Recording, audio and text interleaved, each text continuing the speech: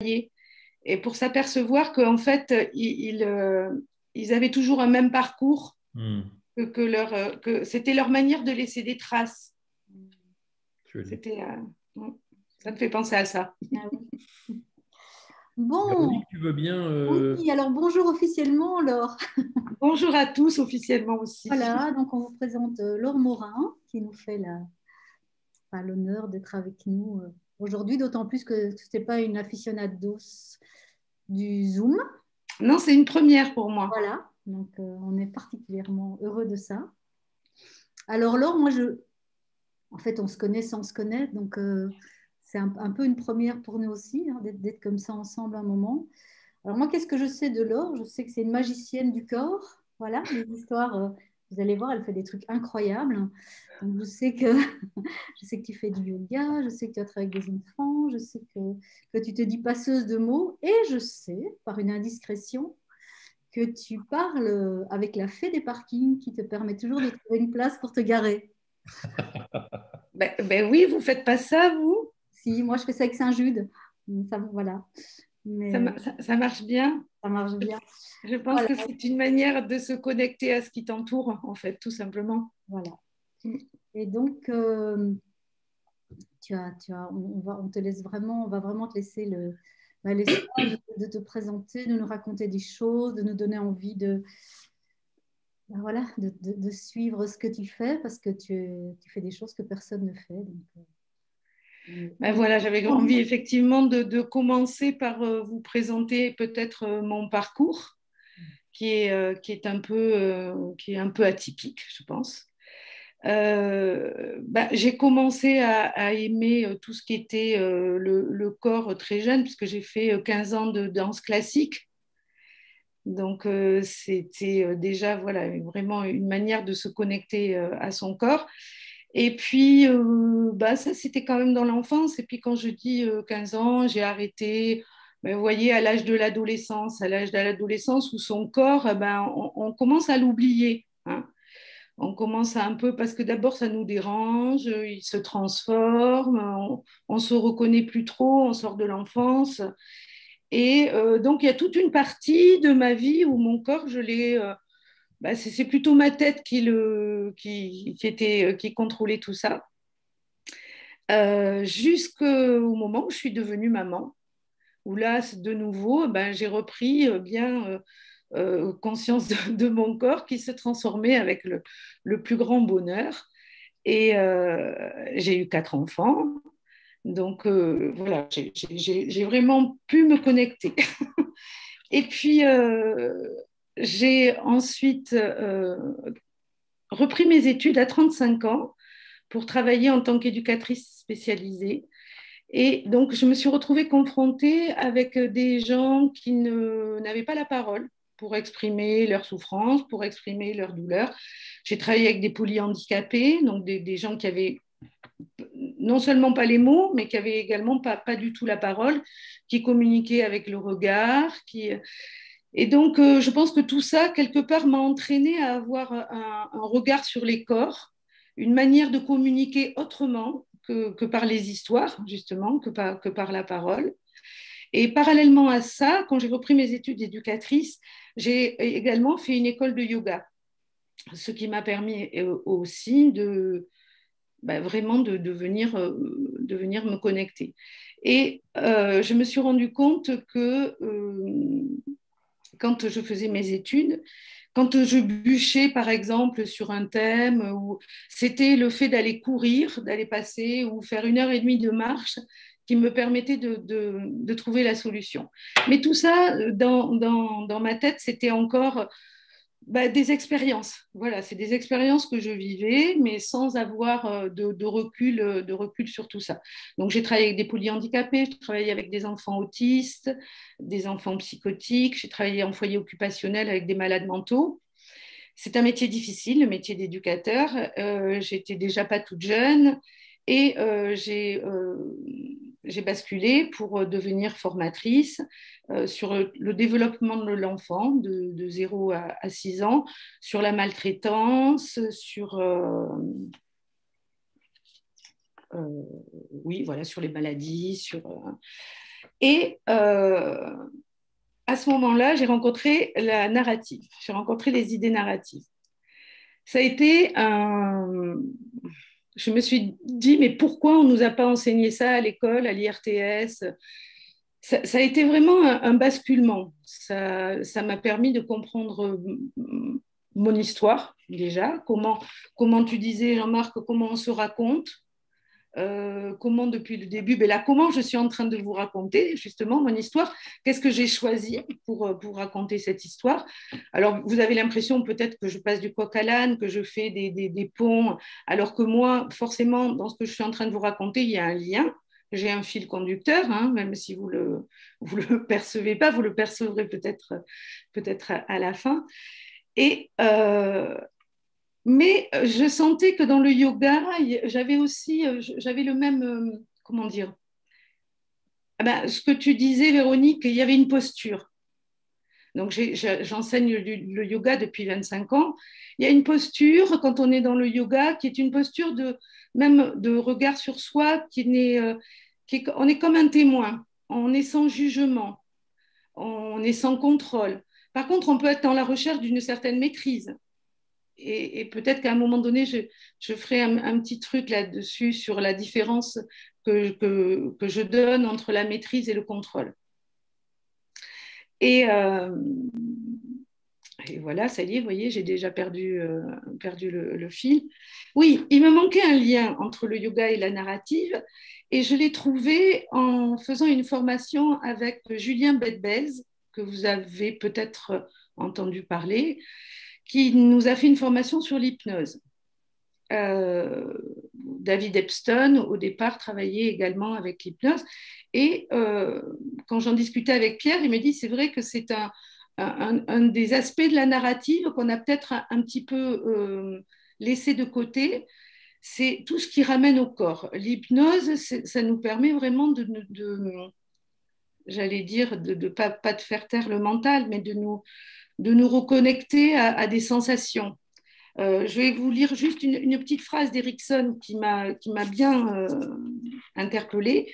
La dimension corporelle est celle à partir duquel le sujet perçoit son monde et peut le transformer. Et la dimension corporelle, pour moi, elle est vraiment au centre de la thérapie narrative. Parce qu'comment dire, elle souligne vraiment le lien entre le corps et la relation. Quand j'ai fait cette formation avec Julien Bedbez, je me suis dit, mais c'est ce que je fais déjà plus ou moins dans l'enseignement. Et comment je pourrais introduire ça? Qu'est-ce qui me manque aussi? Quand je recevais des clients en thérapie, je ne me sentais pas d'installer un tapis de yoga, de leur dire allongez-vous. Et pourtant, je sentais et où je voyais des choses qui restaient bloquées, qui ne s'exprimaient pas. Et je me rendais compte que quand les personnes ne sont pas reliées à leur corps, elles ont tendance à beaucoup mentaliser, que ça soit leur problème. Et pourtant, elles nous lancent des perches. Hein, quand on a plein d'expressions, j'en ai plein le dos, je m'étouffe, ben ça, j'ai commencé petit à petit à m'en saisir en questionnant, mais je me rendais compte que la personne revenait toujours quand même dans une réponse qui était mentale. Et donc, j'ai commencé à réfléchir à comment je pourrais interroger le corps. Et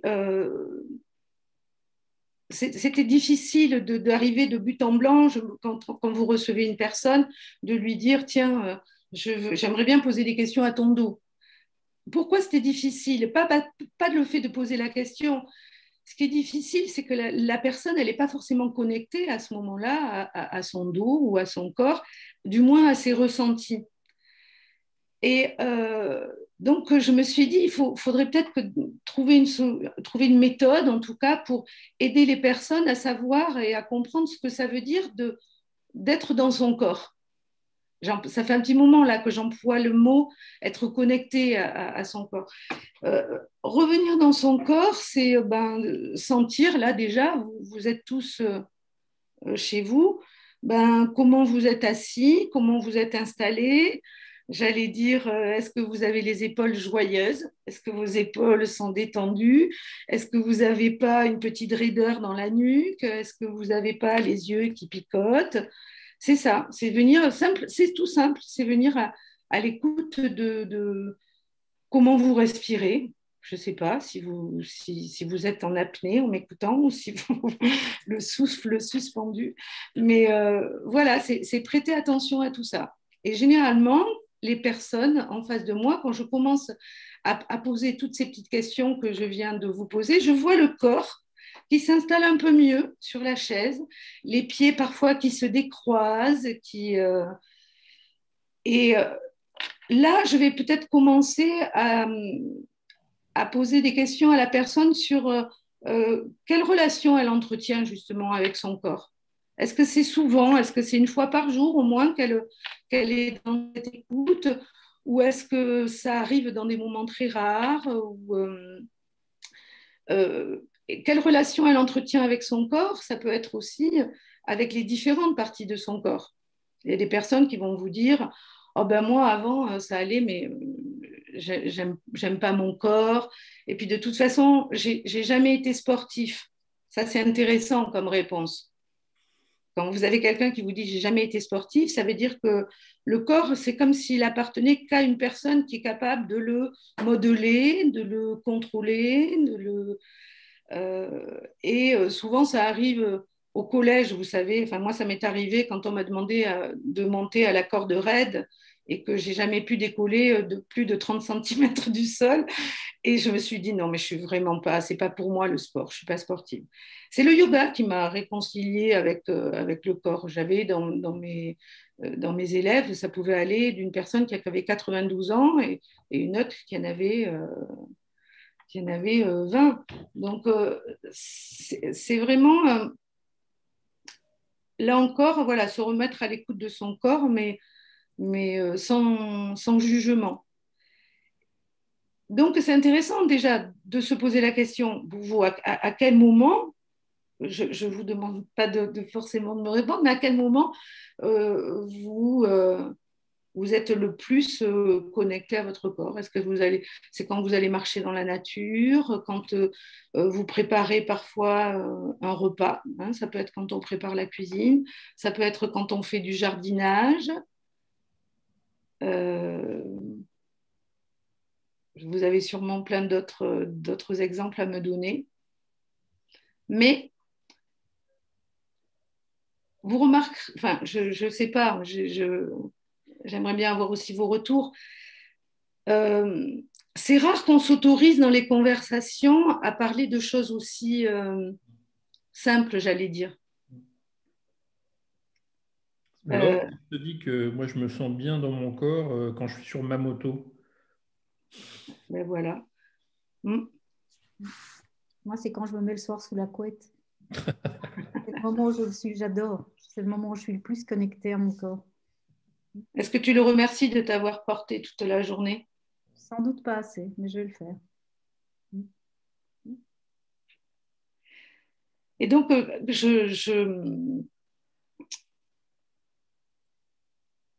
quand j'ai fait cette formation avec Julien Bedbez, à un moment donné, il a dit le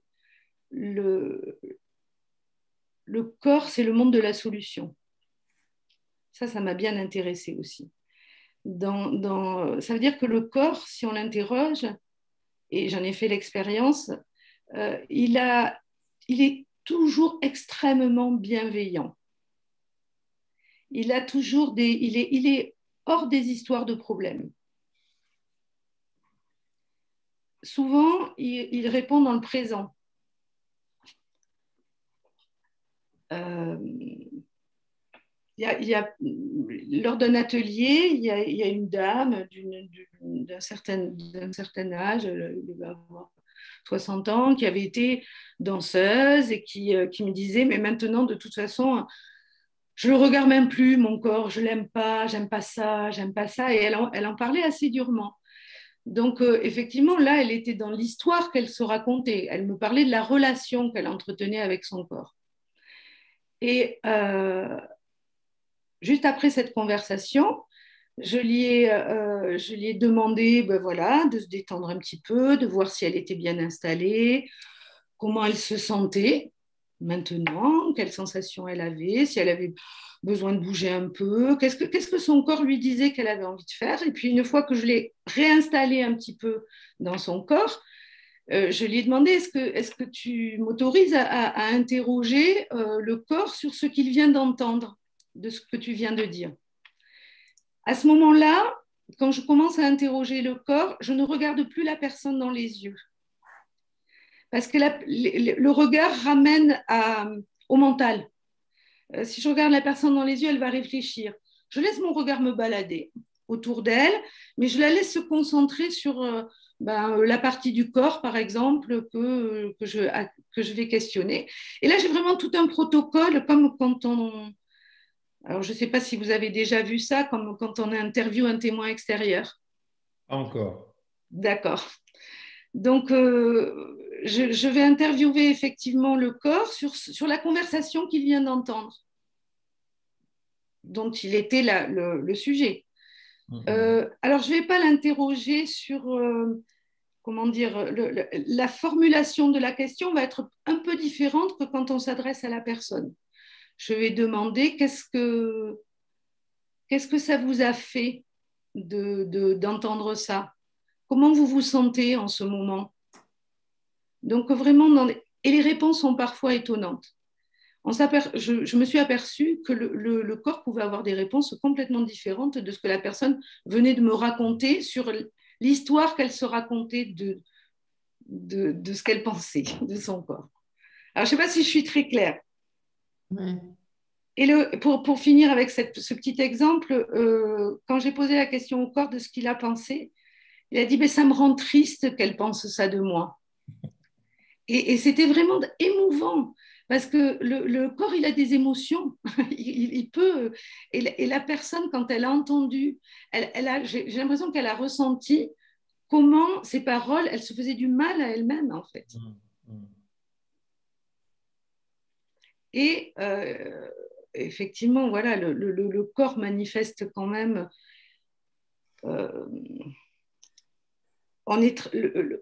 On reçoit des informations par notre sens visuel, mais on reçoit des informations par par nos oreilles, par le toucher, par l'ambiance d'une pièce. Imaginez sur toutes ces informations que notre corps reçoit, combien de parties notre cerveau va en traiter. Très, très, très peu. Il y a une expérience qui a été faite aux États-Unis en 2006 qui dit on retient 30% de ce que l'on voit, 50% de ce dont on parle et 75% de ce qu'on expérimente ou que l'on pratique. C'est-à-dire quand le corps est quand on est dans le gestuel. C'est intéressant. C'est super intéressant. Laure, quand tu interroges une partie du corps, est-ce que tu t'adresses à la partie du corps ou à la personne? Ah non, j'interroge réellement la partie du corps. Alors, quand je disais que j'installe un protocole, c'est-à-dire que j'ai toujours la personne devant moi, mais à un moment donné, donc je la fais revenir comme je vous disais, je la réinstalle vraiment dans sa respiration. Je vais lui demander de faire 4, 5 respirations profondes. Et là, je vais accueillir le corps de la personne. Donc, je vais dire, je vous remercie d'être là. Je vous remercie de bien vouloir répondre à mes questions. Et donc, je m'adresse vraiment, si je parle à Véronique, je vais remercier le corps de Véronique. Et quand je vais interroger, je peux interroger tout le corps en entier. Mais si la personne m'a dit qu'elle a une douleur récurrente quelque part, je vais lui proposer d'aller interroger cette partie du corps. Et puis, peut-être que cette partie du corps, elle va me répondre, qu'elle est reliée à une autre partie. Oui, mais si elle faisait... J'ai des douleurs je sais pas, dans le dos. Oui, mais si elle mettait les pieds m'ont dit que ça serait peut-être bien qu'elle fasse attention à ne pas porter des talons de 10 cm. Là, j'invente là, hein. Mais on peut aller loin après dans les questions. Après, c'est difficile parfois d'interroger les sensations du corps, sans revenir toujours sur... dès qu'on pose une question qui commence par pourquoi, hop, on ramène la personne dans le mental. Elle va raisonner. Donc, quand on va l'interroger sur les sensations, si on lui dit comment c'est pour toi en ce moment, qu'est-ce que tu ressens, on peut lui demander si c'est plutôt détendu ou si c'est plutôt contracté, si c'est plutôt brûlant, cette zone, ou si c'est plutôt glacial, plutôt sombre, plutôt lumineux. Voilà, c'est comme quand on pose des questions narratives et qu'on propose une échelle hein, sur 0 à 10, tu dirais que tu en es où et, ben, là encore, et ça va aider la personne petit à petit à... ça ne va pas se faire en un claquement de doigts, ce travail de revenir sur soi et d'écoute de soi. Mais c'est comme... c'est un exercice, c'est une pratique, et plus on va se poser ces questions-là, plus on va affiner cette écoute-là.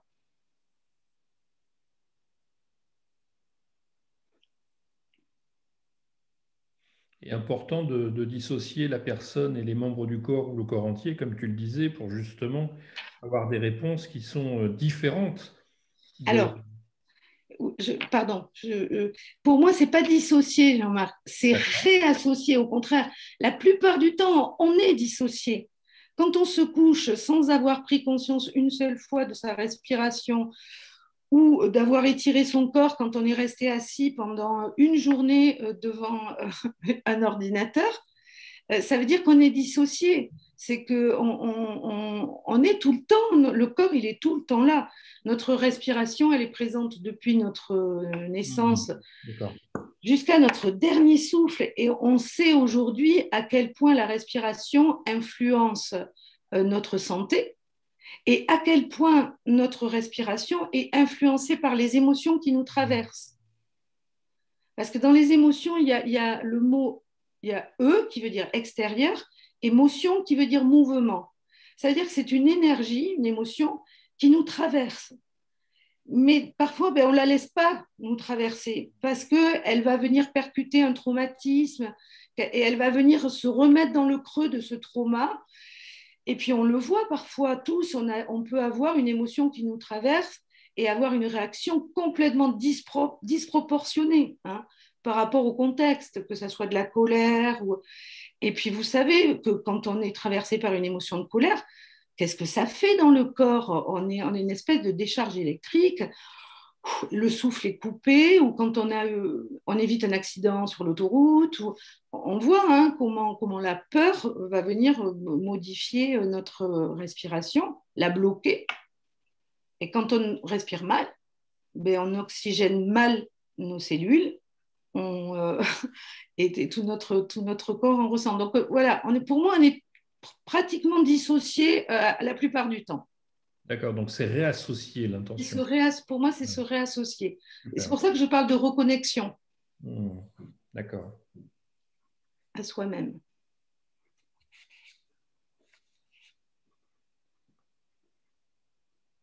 Et lorsque j'ai commencé à expérimenter ce genre de conversation sur le corps, je ne sais pas si vous avez déjà travaillé sur la documentation. Pas encore, non. Bon, je reviendrai.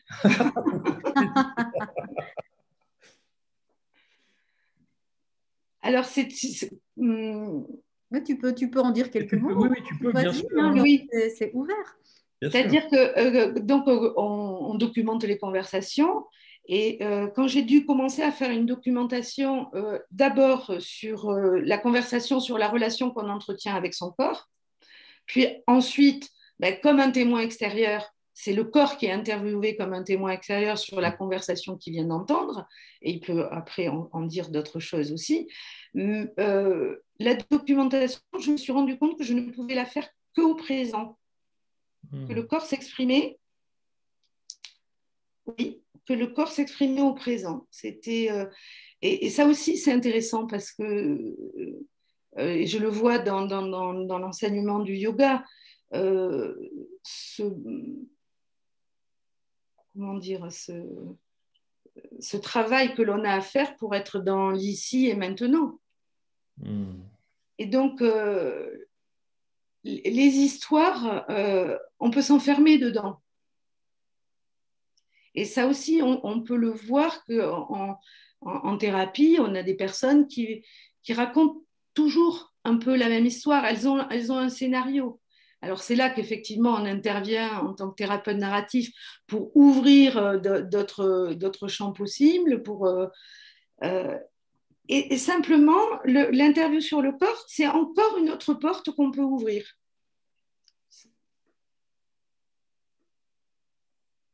Comment tu t'es aperçu, Laure, que justement tout cela s'écrivait au présent, que le corps parle au présent? C'était quoi? C'était tu parles de documentation, mais c'était les réponses qui t'étaient faites, Oui, c'était D'accord. Le corps, il n'exprimait pas des souvenirs, comment... Alors, il peut paraître... Enfin, je voudrais être un peu plus concrète. C'est arrivé que le corps réponde que... attendez, j'essaie de vous trouver un exemple.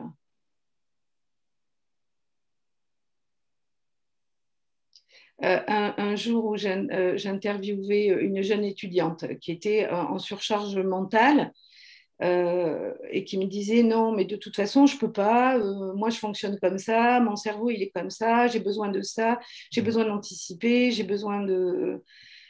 Donc elle exprimait quand même des besoins et une manière de fonctionner qui était tout à fait respectable. Et quand je lui proposais d'interviewer une partie de son corps, je lui ai dit quelle partie de votre corps vous souhaiteriez. C'est intéressant parfois de laisser la personne choisir quelle partie du corps. Elle me dit mon cerveau. Alors, je dis ben oui, c'est effectivement. Et là, son cerveau elle lui dit mais fais-moi confiance un peu. Justement, tu sais que je fonctionne comme ça, donc arrête de me mettre la pression, lâche-moi un peu, fais-moi un peu plus confiance. Moi, je te lâche pas, je suis là, tu peux. Et voilà, donc il y a vraiment comme une relation de confiance qui se recrée en fait. Et justement, quand elle entend ça, qu'est-ce qu'elle a fait avec ça? Parce que c'est entendable, je veux dire, elle le prend ou c'est... Alors, au premier regard, ce qu'elle fait, c'est qu'on sent qu'il y a tout le corps qui se relâche. Donc, la conscience déjà d'une tension qu'elle n'avait pas avant. Parce que c'est difficile de demander à une personne de se détendre si elle n'a pas conscience qu'elle est tendue. Alors que quand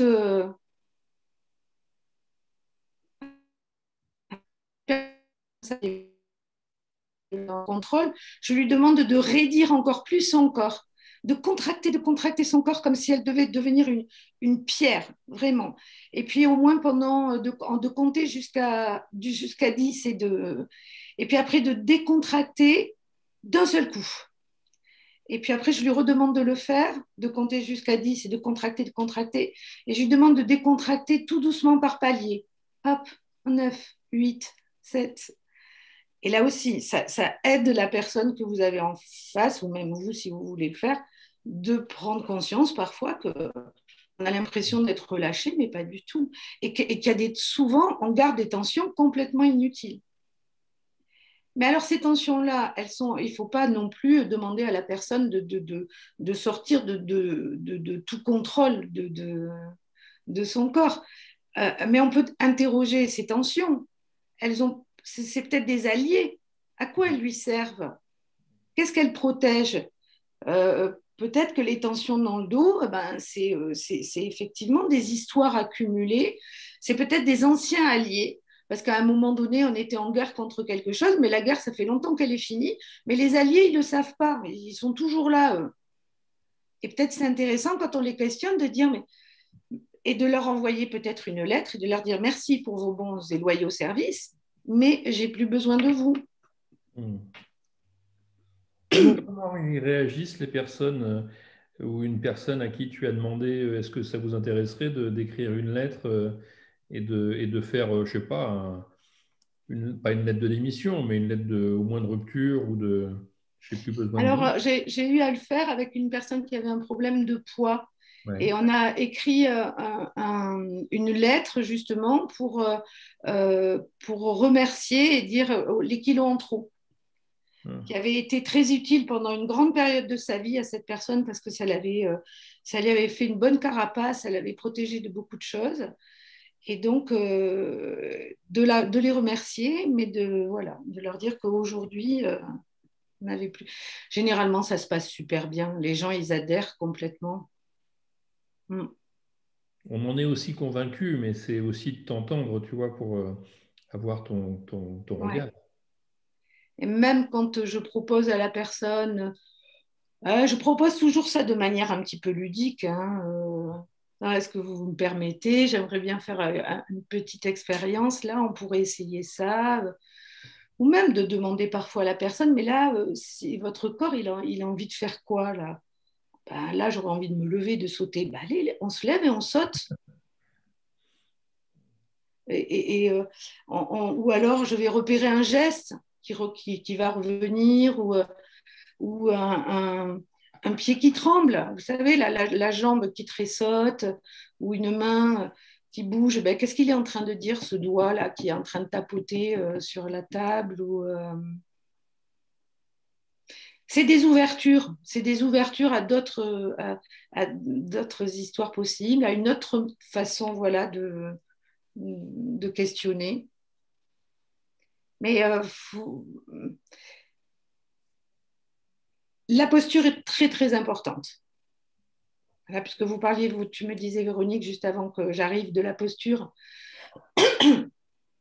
La posture est très importante, mais parfois, on se rend compte aussi, quand on a une personne en face, qu'il y a une forme de mimétisme.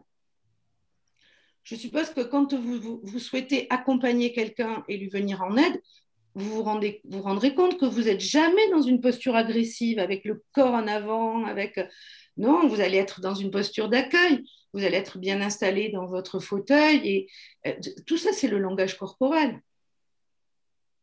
Donc, si vous êtes vous-même à l'écoute de votre langage corporel, déjà, vous pouvez instaurer comment dire, oui, une écoute de tout ça. Est-ce que vous avez des questions à me poser?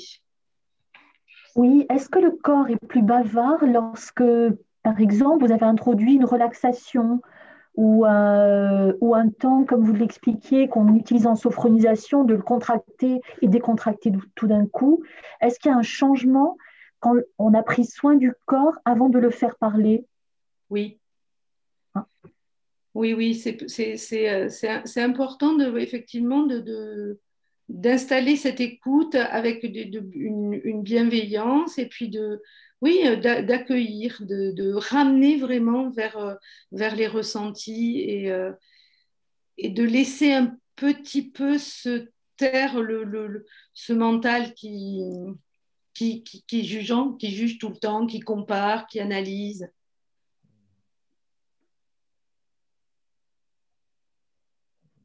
Et vous faites cela durant des cours de yoga ou bien pas du tout? Pas du tout. Alors, je fais cela avec mes clients en thérapie quand j'en sens, pas systématiquement, mais quand j'en sens, quand j'en ressens le besoin pour la personne, hein, bien sûr, et que je sens que ça va aider l'accompagnement que je suis en train de faire. Quand la personne aussi est enfermée, parfois c'est dur d'externaliser le problème et de faire revenir la personne dans le corps, ça peut aider aussi à situer vraiment le problème à l'extérieur de soi.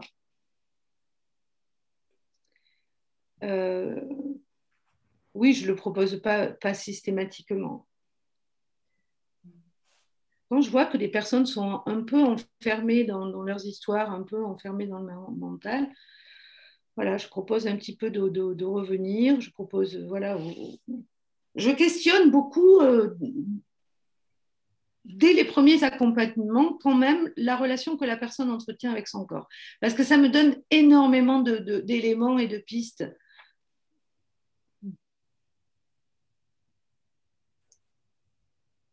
Moi, Pardon. j'avais aussi une petite, enfin deux questions. Ouais.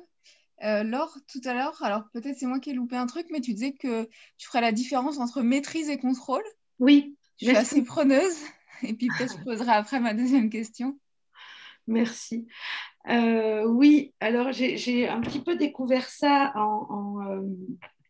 dans l'enseignement du yoga parce que effectivement, moi au début, ben, j'étais je confondais.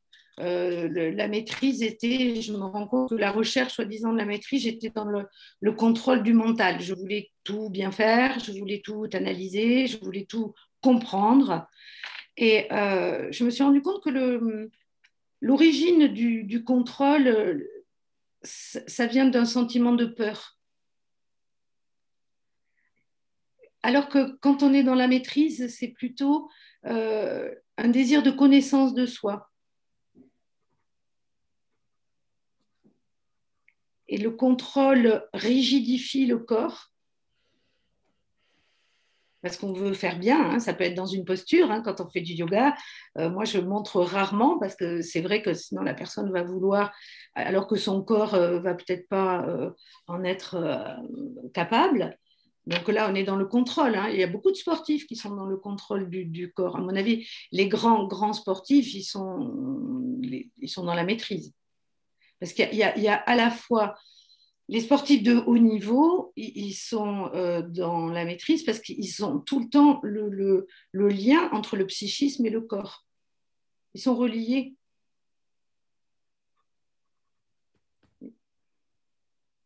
Ok. Je peux, Marine, juste rebondir pour aller au bout là-dessus sur la maîtrise. Bien sûr. Est-ce que ça veut dire la maîtrise, ce serait d'être conscient de son mieux, c'est un peu ça, là, par rapport à l'analogie Oui, à la posture de yoga? oui. C'est être plus dans la conscience. Vivre en conscience, c'est être conscient à la fois de son corps, de comment on en prend soin, de comment il bouge, mais être conscient aussi des histoires de problèmes qui viennent nous embêter, de nos mauvaises pensées. Je suis assez. J'aime beaucoup l'enseignement. Vous avez dû entendre parler des accords Toltec. Voilà, ça aussi, c'est une manière Pour moi, ça se relie, c'est un petit peu la même chose. Quelqu'un qui... comment dire? Oui, c'est ça, c'est prendre soin de soi, c'est prendre soin de son corps donc prendre soin de l'autre quand on accompagne. Je ne pouvais pas faire l'impasse de ça, l'impasse du corps.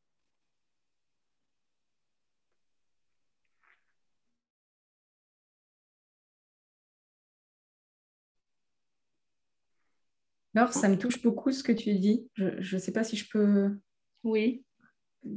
faire juste une résonance parce que la première fois que j'ai entendu parler de pratique narrative, je me suis dit, ah, ça, c'est pas pour moi parce que c'est encore un truc où ça va être parlé, ça va être dans le mental, ça va être hyper littéraire. Et donc, je me suis dit, ça, c'est toute ma vie et j'ai plus envie de ça. Moi, je veux plutôt que ça passe par le corps et me reconnecter. Et donc, pendant des années, je me disais, approche narrative, c'est pas pour moi.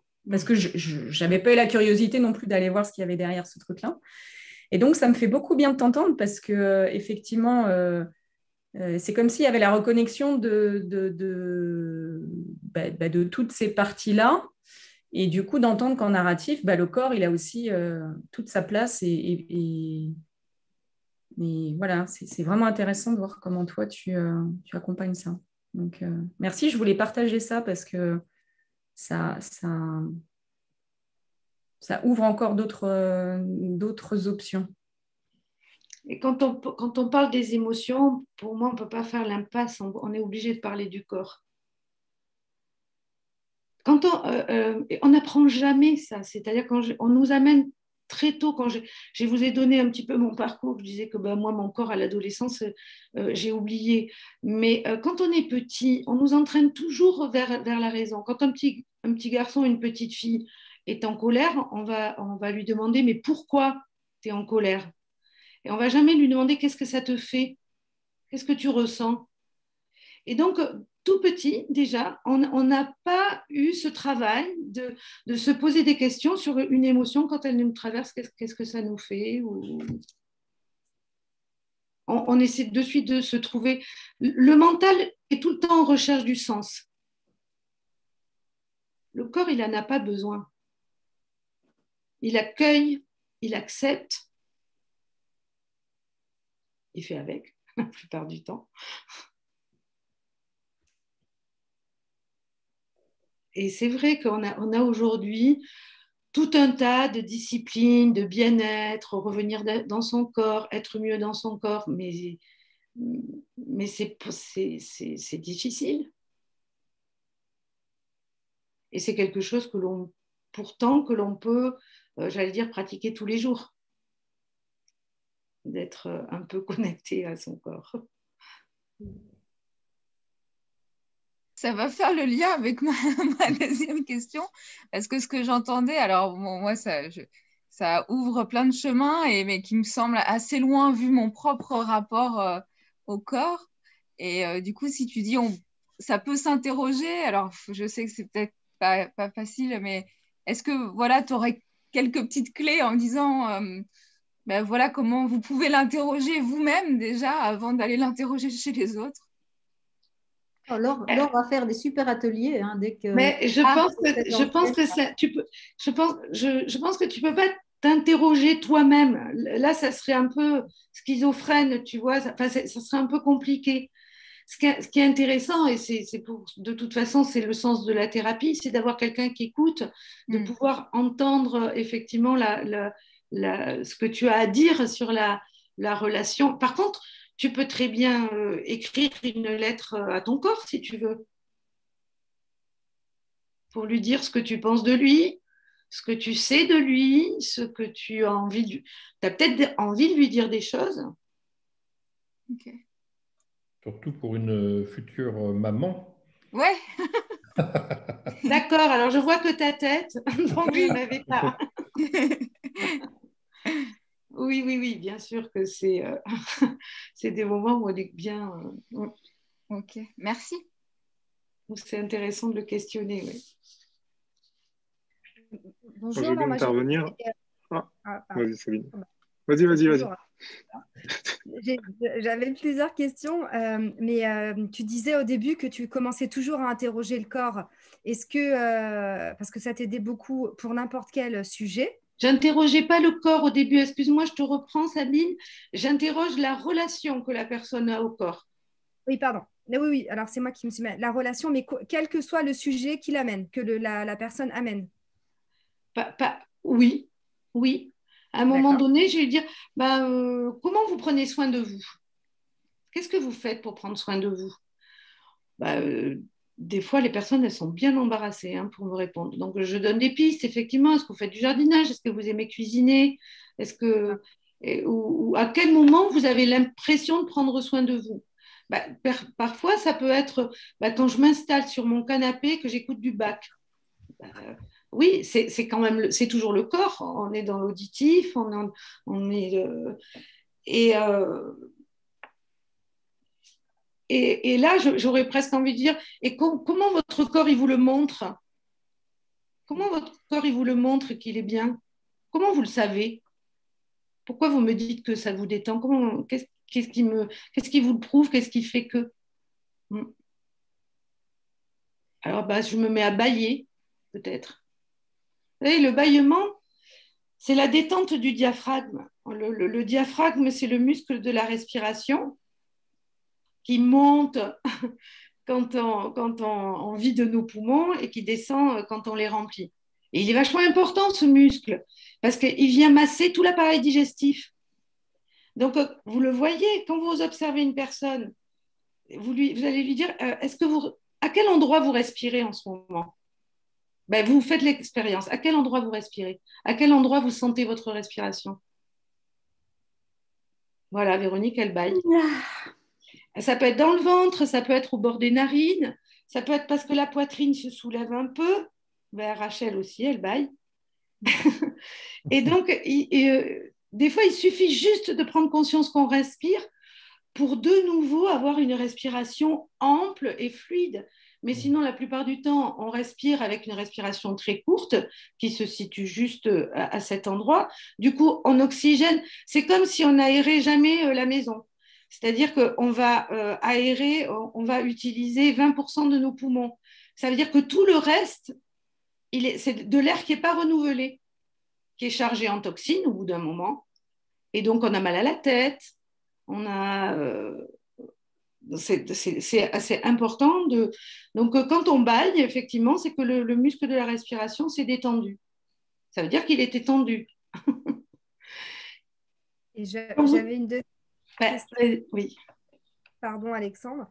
Mais est-ce que vous faites le lien avec le mot le maladie et la maladie et le maladie par rapport aux personnes où elles ont mal, quelque part, en avoir plein le dos, ce que vous disiez tout à l'heure? Parce que moi, dans un de mes premiers travaux, je me tordais tout le temps la cheville. Alors, je savais que c'était en lien avec mon travail, mais j'ai jamais trouvé pourquoi. Mais je savais, et je voyais une psy à l'époque, et enfin bref, quoi, j'étais pas anyway, mais pas très probant. Mais en tout cas, je sais qu'il y a toujours un lien. Et puis dans les religions, il y a un lien aussi côté droit, côté gauche. Dans la médecine traditionnelle chinoise, il y a plein de liens avec le corps, dans les mots, dans le vocabulaire, enfin, il y a plein d'univers qui n'ont rien à voir. Et en fait, toujours lié avec le corps, en fait. Oui. Alors effectivement, j'ai consulté comme ça certains de ces ouvrages hein, sur Dis-moi où tu as mal et je te dirai qui tu es.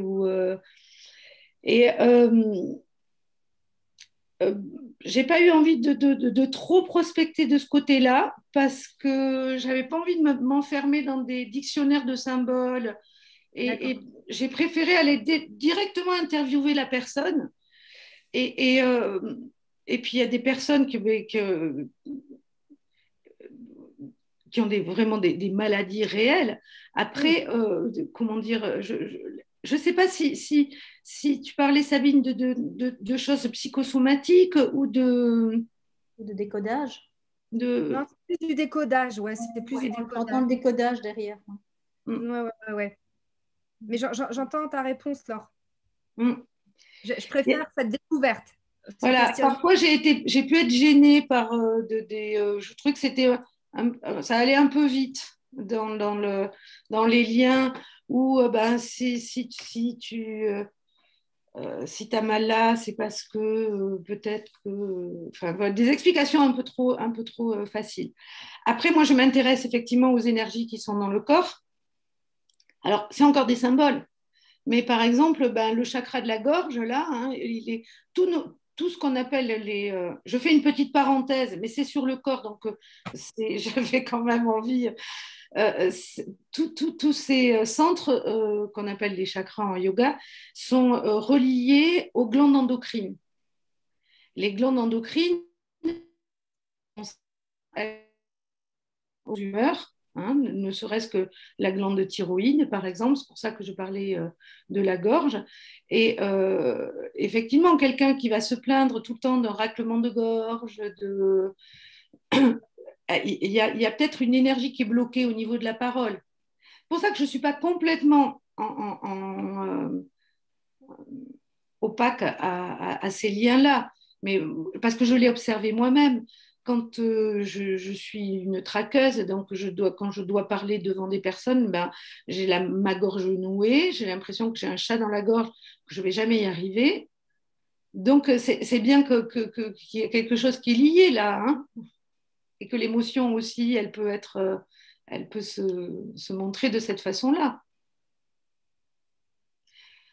Donc, je vais être plus intéressée là de dire comment on pourrait faire pour dénouer là. Tiens, si on ouvrait les épaules, si on les détendait, si on ouvrait grand la bouche, est-ce qu'il y a un bâillement qui vient? Est-ce qu'on peut faire rouler un petit peu la tête?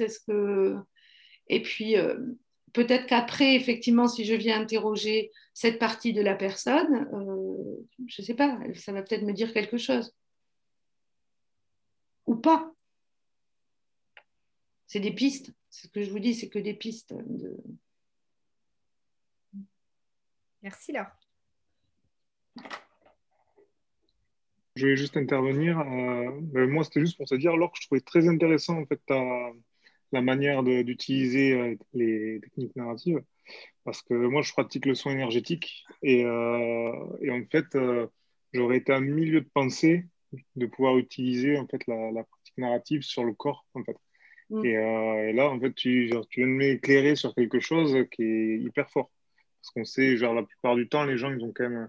Les lésions viennent de chocs émotionnels ou autres. Et c'est vrai que de pouvoir les faire verbaliser ou extérioriser ces chocs-là, c'est hyper fort. Alors parfois, quand on parle d'énergie, ça peut bloquer certaines personnes qui vont se dire, « Ouh là là, dans quoi je m'embarque ?» de qu'est-ce que c'est ces histoires d'énergie. Comme je vous disais, les émotions, c'est des énergies. Donc, parfois, moi, je remplace le mot énergie quand je questionne des personnes par le mot sensation. D'accord. Hein, ça peut être une sensation de froid, ça peut être une sensation de chaud, mais...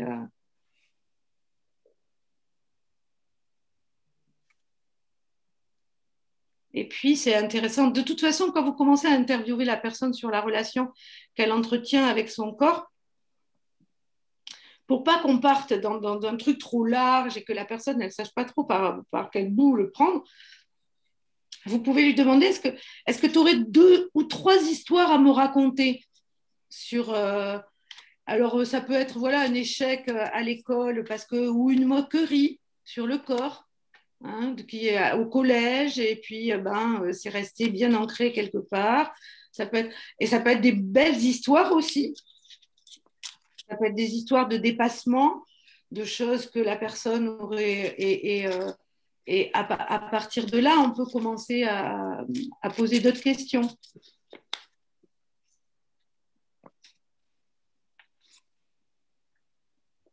Oui, moi j'aimerais bien ajouter aussi quelque chose là, parce que pour avoir fait un trajet de recherche médicale très longue, à finalement pas savoir à quelle porte frapper, j'ai l'impression qu'aucune médecine ne place des émotions sur le corps.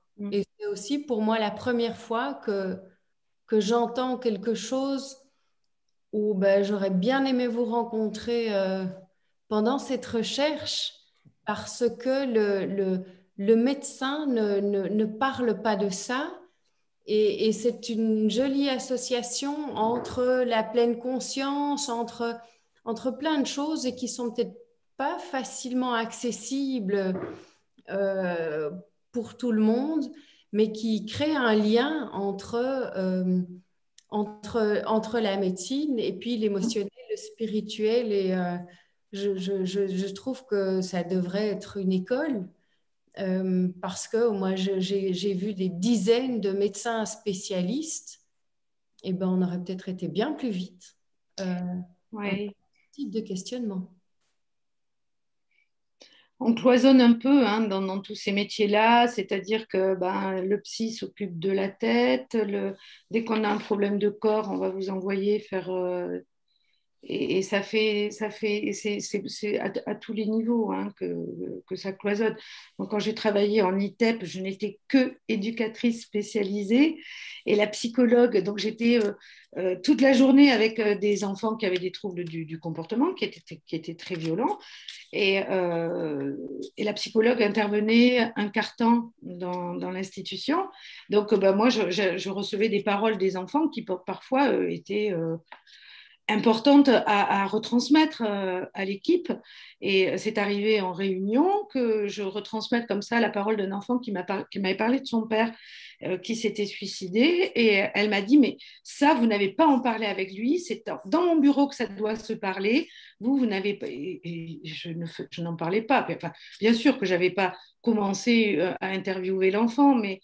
Donc, c'est triste, mais effectivement, on cloisonne et je pense qu'il y a certains médecins, vous savez que les médecins et les psychiatres ont une journée sur l'autisme dans toutes leurs années de formation. C'est quand même terrible, une journée. Donc, alors, ils s'y connaissent beaucoup sûrement dans tout ce qui est neurochimie.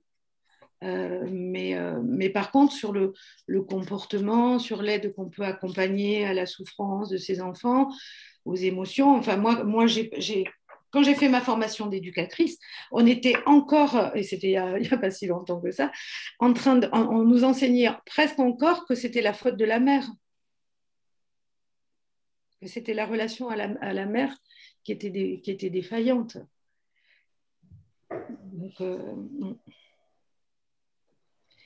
Donc effectivement, mais on n'ose pas non plus trop parler de ses émotions, Béatrice, quand on va chez un médecin, de lui dire, ben là, je me suis sentie. Et je l'ai observé aussi en foyer occupationnel avec des adultes malades mentaux, le nombre de bobologies que l'on devait soigner. C'est-à-dire que quand l'infirmière était là 2 fois dans la semaine, et le jour où elle était là, il y avait la queue devant l'infirmerie pour une petite ongle, un ongle qui faisait mal, pour un bouton qui...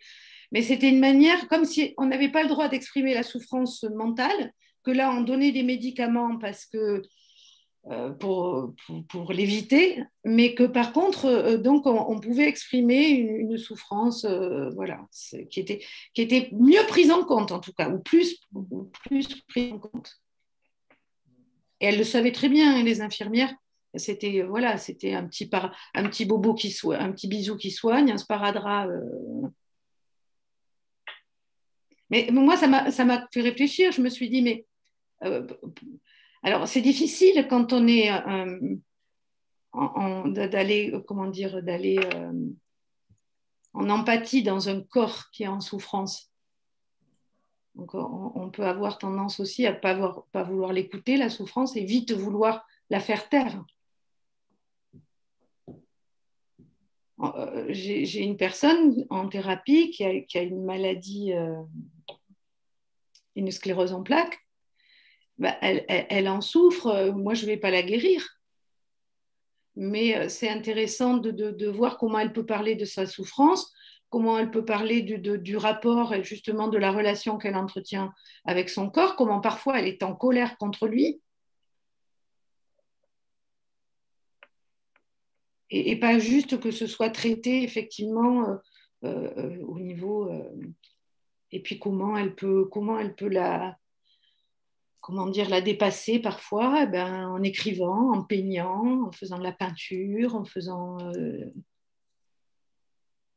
Et à ce moment-là, alors, tu les fais communiquer si cette personne elle est en colère contre son corps, donc elle le dit, et tu vas chercher une réponse du corps, tu fais un dialogue. Alors, je ne cherche pas forcément de réponse, mais je peux interviewer le corps, déjà lui dire je vais lui demander s'il veut dire quelque chose sur ce qu'il vient d'entendre. Ou qu'est-ce qu'il a entendu qui fait que ça va changer quelque chose pour lui. J'aime bien ces questions-là aussi qui amènent vers une prise en compte de la conversation et du changement. Qu'est-ce que vous avez entendu dans cette conversation qui va faire que demain, ça sera plus pareil? Ah, je pense que je vais faire un peu plus attention à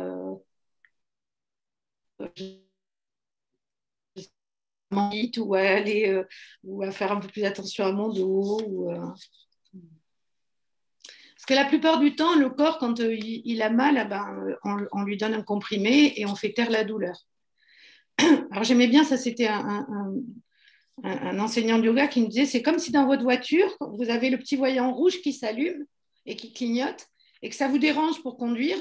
Donc vous mettez un scotch dessus pour ne pas le voir. Et que 20 km plus tard, vous risquez de vous retrouver en rade sur le bord de la route. Et que parfois, voilà, quand le mal a dit, ça peut vouloir dire ça. Ça peut vouloir dire, là, tiens, tu n'es pas sorti de la journée, tu n'as même pas aéré la pièce, tu t'es pas étiré, tiens, tu as porté des choses lourdes, ou tu as fait un exercice. J'ai une cliente qui est potière et elle me montre ses mains et je lui disais, mais tes mains, c'est comme tu as des articulations, c'est important de tendre ses mains, de les refermer, de faire travailler, pas seulement dans le même mouvement. On le sait, le corps, s'il fait tout le temps le même mouvement sans faire ce qu'on appelle une contre-posture en yoga, on crée petit à petit des blocages. une articulation, elle a une certaine amplitude et j'aime bien ce côté d'avoir de l'amplitude. Voilà. Être bien dans son corps, ça donne cet effet-là, non? On ne se sent pas tout coincé, on ne se sent pas tout rabougri à l'intérieur de soi. On se sent avec cette amplitude. Ouais. Est-ce qu'il y a une ou deux dernières questions?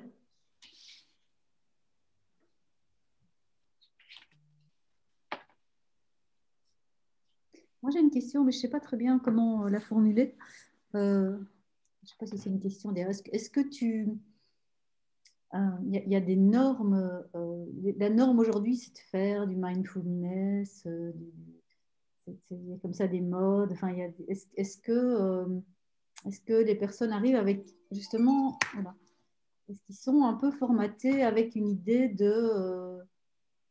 comme ça culturelle, sociétale, de c'est être bien, c'est faire ça. Il faut que je fasse ma méditation tous les jours. Enfin, tu vois, Oui, oui, il y a une forme d'injonction au bien-être qui est insupportable.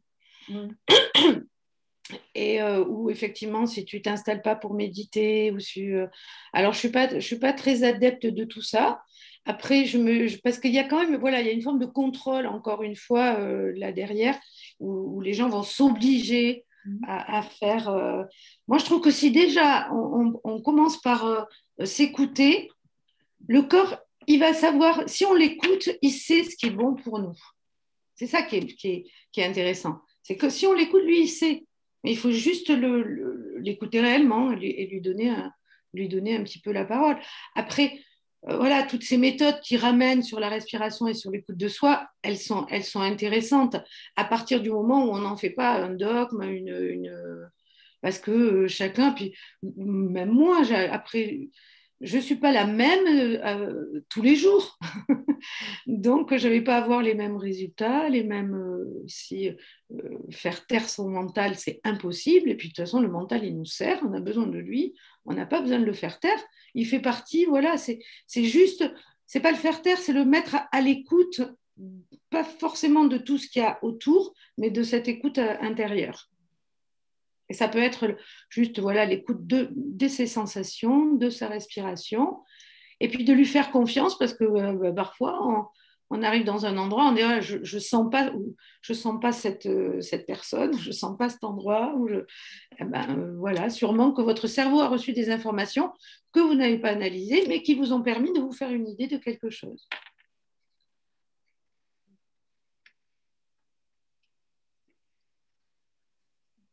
Et c'est pas voilà, c'est une pratique, j'allais dire, de se mettre à l'écoute de soi. Mais ce sont des bonnes. Mais il y a beaucoup de thérapies, des bonnes pistes. Il y a beaucoup de thérapies aujourd'hui qui reviennent vers le corps. Le MDR, c'est quelque part aussi, on fait appel au mouvement oculaire. L'ICV, les intégrations de cycle de vie, on travaille avec l'hypnose pour travailler justement sur les émotions. Donc, je pense que c'est en train de ce retour vers le corps a commencé effectivement par toutes ces histoires de bien-être, de relaxation, mais c'est aussi, je crois, le début d'une autre manière de se vivre. Hein. Donc, c'est plutôt des bonnes nouvelles, ça. Laure, je voudrais partager avec toi que c'est tout à fait intéressant ce que tu viens de dire, dans la mesure où chez moi, ça raccroche plein de wagons. Déjà, il y a les narratives. Il y a aussi le coaching par le corps. J'avais assisté à une formation et on avait fait des choses extraordinaires. Et je ne suis pas particulièrement reliée à mon corps, moi, pour le coup, donc ça m'avait beaucoup parlé. Et notamment, on avait fait un exercice où c'était le corps qui devait raconter son histoire de corps depuis toujours. Et finalement, je m'étais aperçue que j'aurais pu écrire un bouquin. D'ailleurs, il y a un bouquin, je crois, qui s'appelle « Histoire d'un corps », il me semble. Donc ça, j'avais trouvé ça extraordinaire. Enfin, prendre en compte complètement tout ce qui est arrivé à mon corps. Et puis là, je sors d'une formation en hypnose et où on parle évidemment de l'intention positive, de l'inconscient. Je raccroche tout ça, je trouve ça passionnant la façon dont tu as croisé tout ça comme des fils d'une pelote. Merci. Mais c'est vrai que le corps est relié à l'inconscient, donc ça fait gagner du temps parfois quand on... Super. On ne peut pas être tout le temps dans la pleine conscience, c'est pas... Et puis on ne peut pas, sinon, je disais, bon, si on est un moine perché dans l'Himalaya et qu'on n'a aucune chose extérieure qui vienne troubler cette sérénité, c'est plus facile. Mais ce n'est pas le but, hein. On est tous reliés, on est des humains, on est fait pour vivre ensemble et pas isolés dans une grotte. Après, c'est des expériences, mais bon, moi, ce n'est pas celle-là qui m'intéresse. Mais, donc, bah oui, on doit prendre en compte. Et effectivement, parfois, même un enfant, hein, il rentre de l'école après une journée de travail. Après, oui, une journée de travail. Il rentre de l'école et puis vous lui faites une petite réflexion ou vous lui demandez quelque chose, de ranger ses jouets ou d'aller, et puis tout part en vrille. Mais en fait, vous ne savez pas ce qui s'est passé dans la journée. Peut-être qu'il y a eu plein de contraintes, plein de choses pas faciles, et que c'est la petite goutte d'eau qui fait déborder. Et puis nous aussi, on peut être agacé. Moi, je sais que parfois, je peux changer d'énergie uniquement parce que je viens d'entendre quelque chose aux informations, hein, et quoique j'en entends beaucoup en ce moment, qui m'agace, qui m'énerve. Et là, je peux rester agacée si je ne fais pas attention, de me dire non, mais attends, là, hein, ça t'appartient pas. Enfin, ou on peut choisir de rester bloqué dans cet agacement ou de le laisser. Et on a le droit d'être agacé, on a le droit d'être en colère, vivre en pleine conscience, c'est pas être zen tout le temps, hein, c'est être conscient de qu'est-ce qui nous traverse, comment ça nous impacte, comment ça influence notre relation à notre corps, notre relation aux autres, et comment on vit dans ce monde-là, du coup, en fait.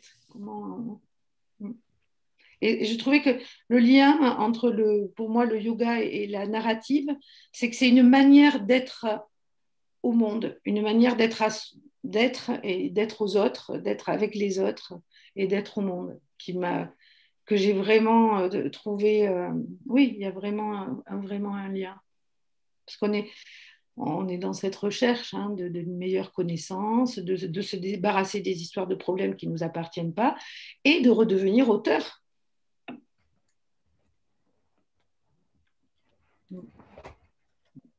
De réécrire nos histoires et redevenir acteur aussi, c'est pas mal. Écoutez, j'espère que ça a pu vous donner envie, dans tous les cas. Merci beaucoup, Laure, pour ce partage. Et puis évidemment, maintenant que tu es passé par la fenêtre virtuelle, eh bien, la porte est grande ouverte. Donc, tu vois. Le labo, là, j'étais connectée, hein, avec mes émotions, parce qu'au début, puis Pierre, ça le fait beaucoup, beaucoup rire, parce que j'étais dans un trac incroyable. Déjà pour ta venue et puis pour ce partage, vraiment. Merci à vous d'avoir été attentifs. Et puis, donc, tu es chez toi au laboratoire, tu y viens quand tu veux, et voilà, n'hésite pas à nous donner quelques nouvelles des choses que tu peux faire, s'il y a des choses dont on peut se faire l'écho.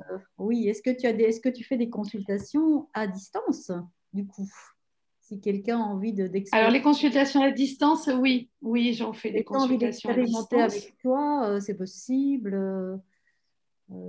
Bien sûr. Voilà. Oui.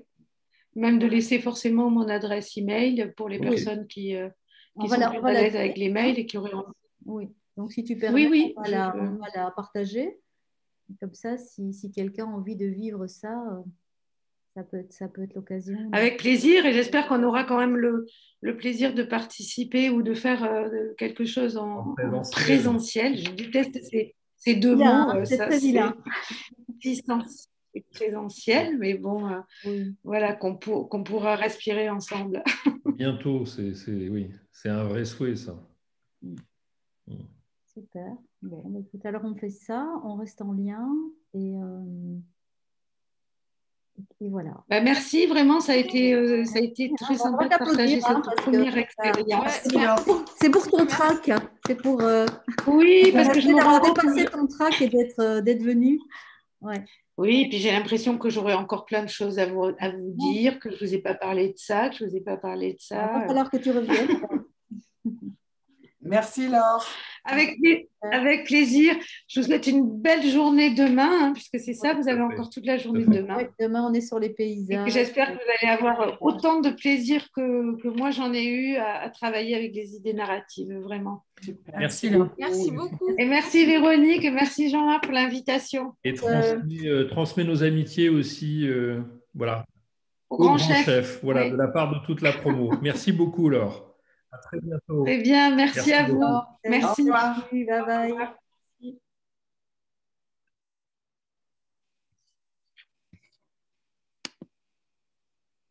Alexandre, ça va? Je t'ai vu aller et venir. Ça va? Ta connexion est bien?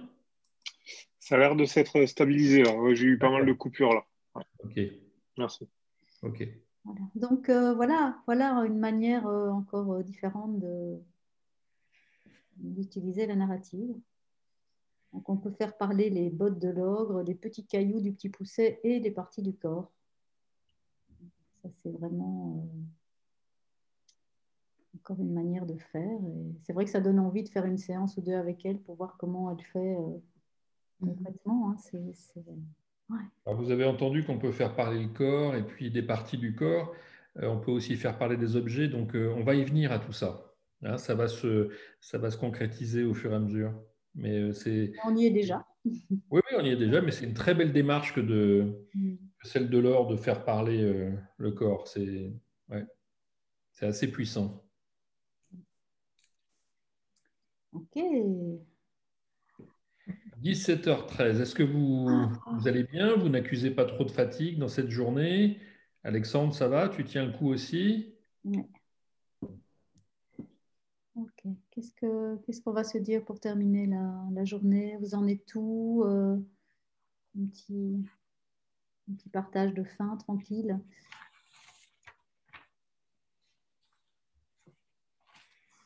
Je veux bien partager, moi, que les choses se mettent beaucoup plus en place. J'avais bien entendu plein de phrases que je trouvais jolies, mais que je ne voyais pas comment articuler vraiment. Et je n'avais pas tout à fait intégré la gymnastique et la mécanique des choses. Ça va se mettre en place sans doute un peu plus demain avec des processus, d'après ce que j'ai compris. Ouais. Mais ça y est, je pense que j'ai quand même compris la philosophie bien mieux. Donc, merci. Demain, on va parler conversation narrative, donc on va parler tissage, on va parler paysage, on va parler d'identité, on va parler de relations, on va parler d'action, et on va parler de 3 pelotes de couleurs différentes, si ça vous parle un petit peu. Ça veut dire que vous devez avoir vos pelotes avec vous. Donc, munissez-vous de vos 3 pelotes de couleurs demain. Et puis, et je vous remercie pour m'avoir confié vos différentes pièces préférées. Donc, on en parlera demain et l'exercice, on va le mettre en place. Donc, on aura le temps de le visiter pendant la première pause. Vous verrez. Voilà. Il y a autre chose pour avant de... Non, puisque demain on va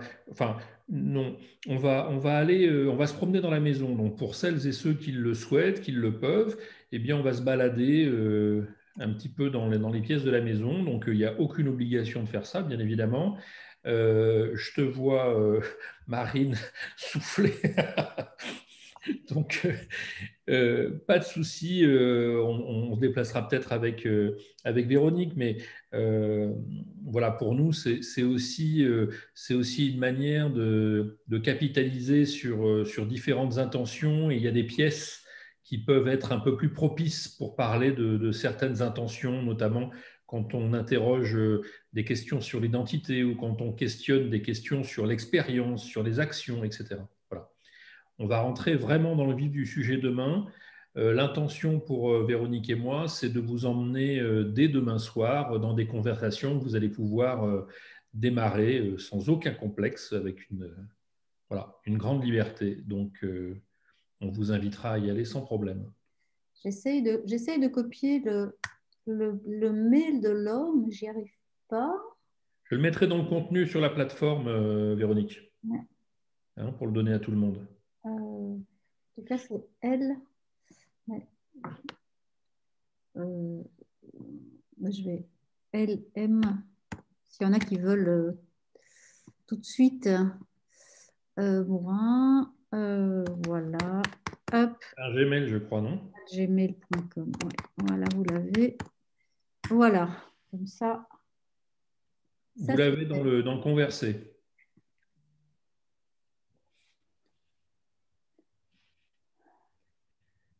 lm.maurin@gmail.com. Voilà. Alors, vous ne le savez peut-être pas, mais c'est la compagne de Pierre Blanc-Sanoun. Ah. Oui, d'où le coucou particulier au grand chef.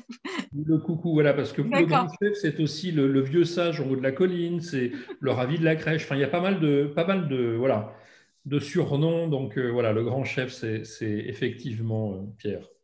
Et tout à l'heure, je lui ai posé la question, je lui ai dit, Pierre, c'est quoi le talent de Laure qu'on ne connaît pas, nous, en fait, pas bien. Et il a dit, le talent de Laure, c'est de pouvoir vivre avec moi. Ah. C'est le pouvoir de Laure. Donc, voilà. Et effectivement, elle avait planifié des ateliers à Paris de 2 jours pour travailler tout ça et qui ont dû être comment on dit, des programmés pour et elle ne veut absolument pas faire ça à distance parce qu'elle trouve que faire des ateliers sur le corps en distanciel, c'est quand même quelque chose d'un petit peu tristounet sur le principe. Est-ce que vous avez des questions sur cette journée que nous venons de partager ensemble? C'est quelque chose à partager. Ou un besoin particulier? Je ne sais pas. Mais oui. J'ai vu ici, s'il y a quelqu'un qui a besoin d'aller marcher, là. C'est Valérie. Oui. Ok. Moi, peut-être si, pardon, mais ce que j'ai trouvé tout à l'heure, enfin, ce qui m'a aidé, parce que je sais que même si je me laisse de plus en plus aller à l'expérimentation avant la méthodo, tout à l'heure, tu as quand même relié l'exercice avec une intention. Et moi, c'est plus clair pour moi quand on fait un exercice et que l'intention est quand même explicite. D'accord. Je sais que l'implicite peut amener à plein d'autres choses, mais c'est vrai que ça, tout à l'heure, tu l'as fait sur l'exercice du compte. Et ça, moi, ça m'a apporté. Ok, on va de plus en plus avoir une attention dans les exercices, puisque de plus en plus, on va rentrer, on ne va pas parler d'outils, mais dans les protocoles, dans la manière de procéder. Donc forcément, on va donner une intention, une consigne, entre guillemets, pour que dans l'expérimentation, vous ayez une direction. Pour l'instant, et vous l'avez compris, jusqu'à présent, on n'était pas encore arrivé au protocole de la conversation proprement dit.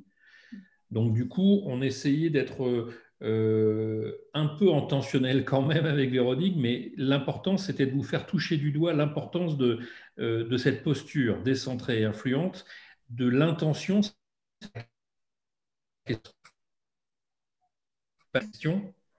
et que vous touchiez aussi cette notion qu'on a mis en scène depuis ce matin, à savoir, il n'y a pas une histoire, il y a des histoires. Et nous ne sommes pas une histoire, nous sommes multi-histoires. Voilà.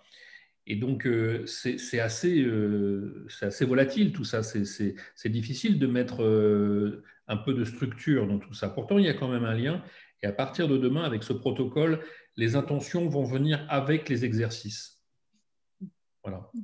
Alors, parfois, on fera des petites disruptions, tu vois, parce qu'on va vous embêter un peu quand même. Je me doute. Véronique, est-ce que tu voulais dire quelque chose avant que… Moi, pour aujourd'hui, je trouve que ça fait une bonne journée. Ce n'est pas la peine de rajouter de l'info. J'ai toujours tendance à rajouter de l'info pour l'info, donc je vais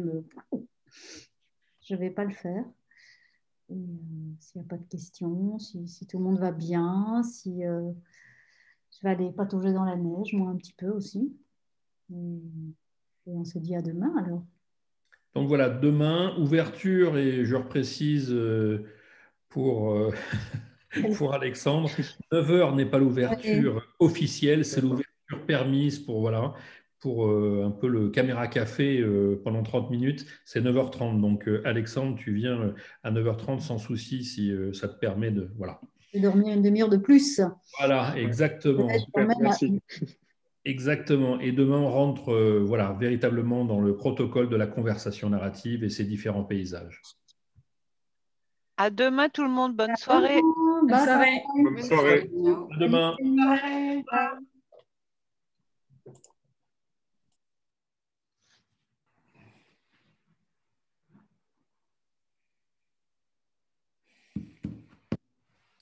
Ok.